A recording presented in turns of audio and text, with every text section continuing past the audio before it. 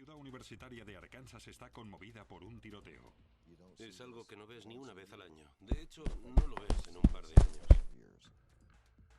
Un alumno de Derecho se convirtió en un hombre perseguido.